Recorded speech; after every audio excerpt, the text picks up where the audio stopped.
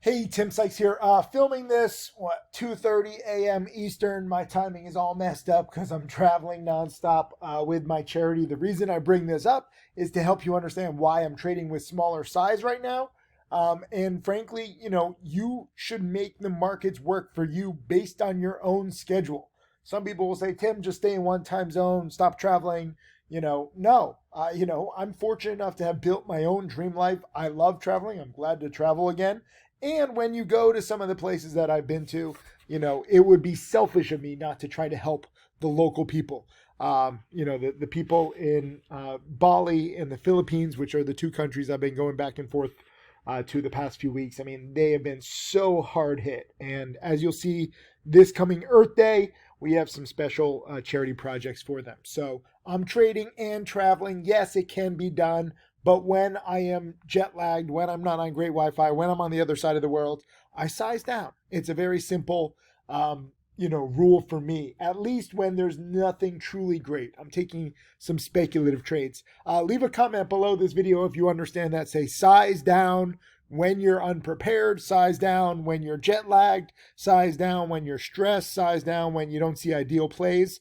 It's okay to size down. It pisses me off that so many promoters make fun of people with small accounts or small size, when in fact, trading with small size or even paper trading can teach you the most so that you can learn without risking a lot of money and scale up later on when you have better setups, when you have more experience, etc.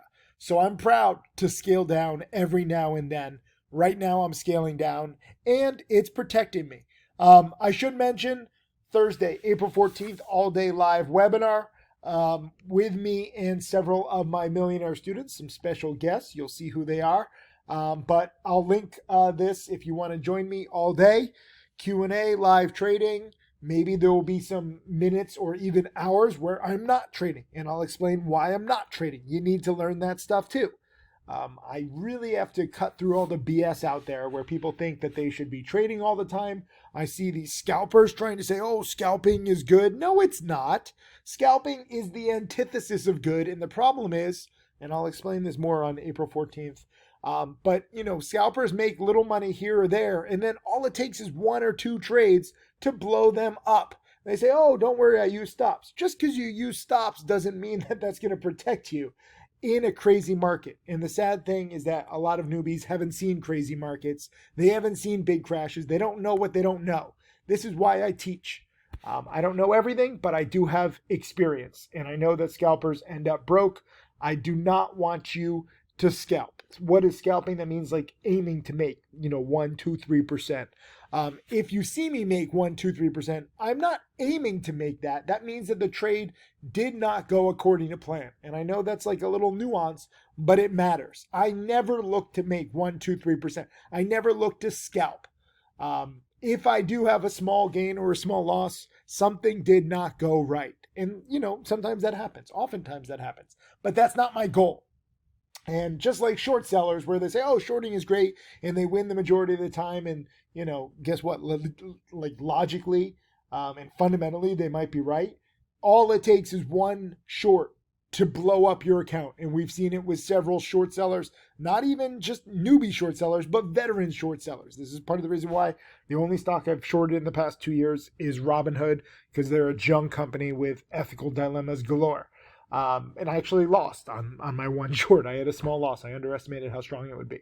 But I think shorting is very dangerous for newbies without a lot of experience. And I think scalping is dangerous for newbies. Understand, if you have 10 years plus experience, millions of dollars in the bank, try whatever you want.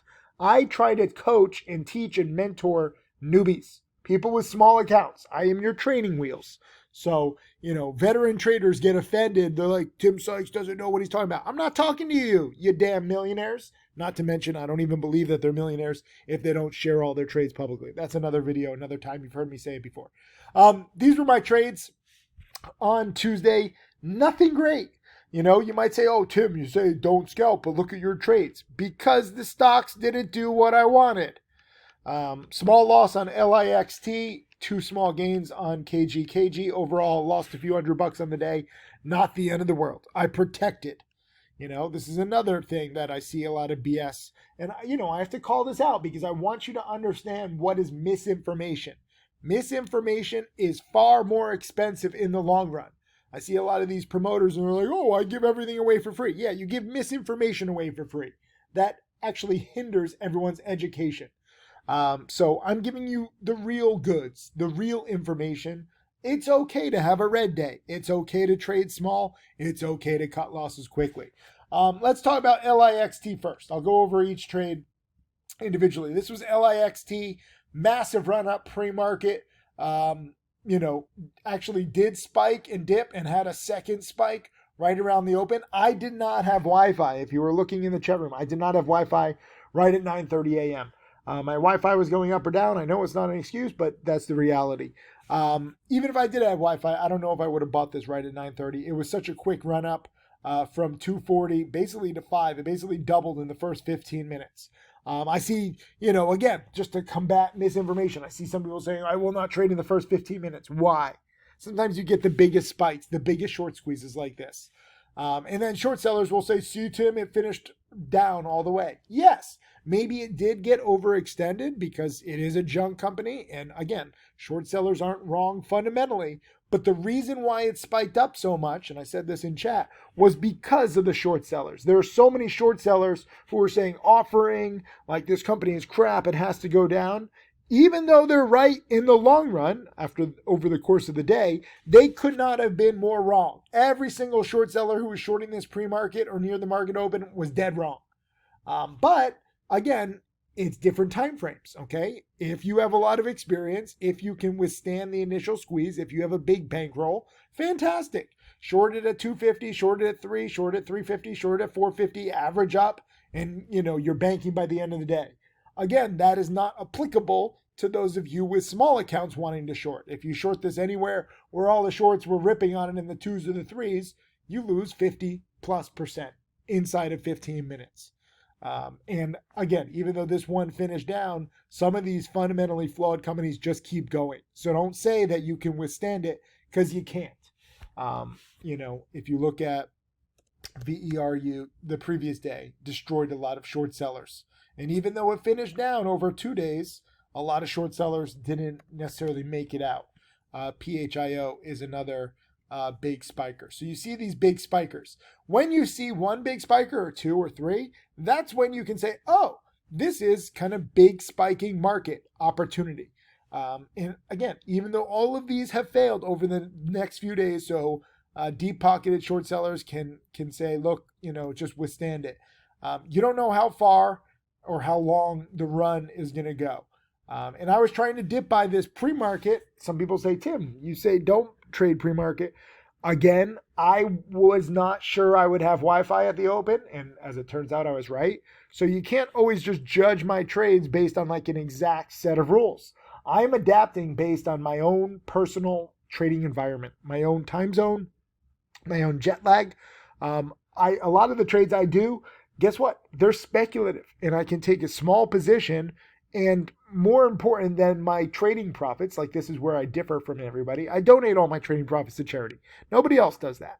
Okay? So for me, when I make a trade, obviously I want to donate as much as possible. But if I'm wrong by any chance, I can still make a video lesson about it.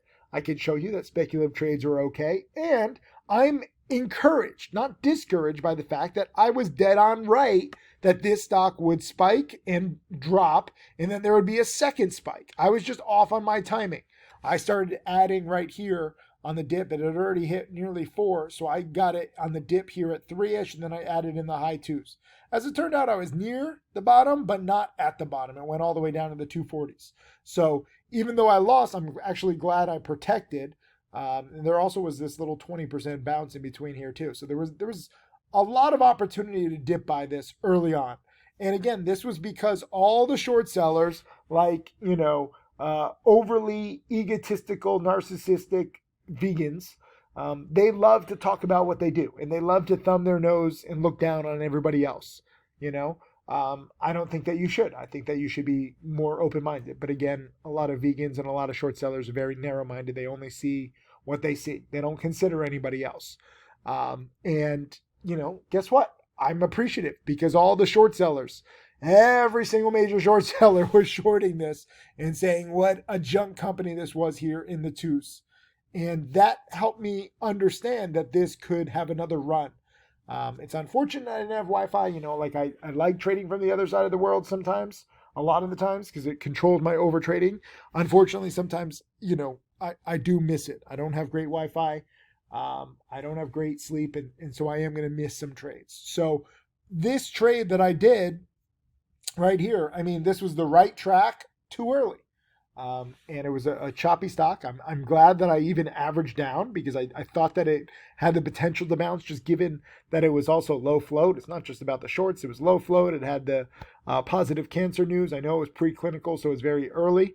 I'm not trying to say that this is a quality company to invest long term. You have to be very specific, okay? I went in thinking that it could bounce. I went in thinking that the initial shorts, the over-aggressive shorts, could get squeezed.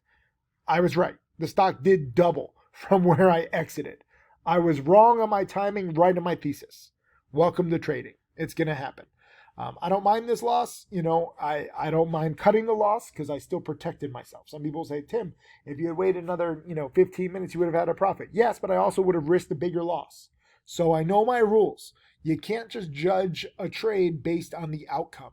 You need to judge it based on your planning, based on, adapting to the market. And for me, I tried my best, but I stuck to my plan when I couldn't cut losses. What if it hadn't squeezed at the open? What if I had no Wi-Fi and the thing goes down to the ones right near the open? And then I have a multi-$1,000 loss. I'm not going to risk that. So I'm glad to show you how to trade like a coward. And being a coward in the market, especially with penny stocks, is not a bad thing. Now let's talk about KG, because this is more applicable. Now, by the way, LIXT is dead to me. It had the short squeeze. The short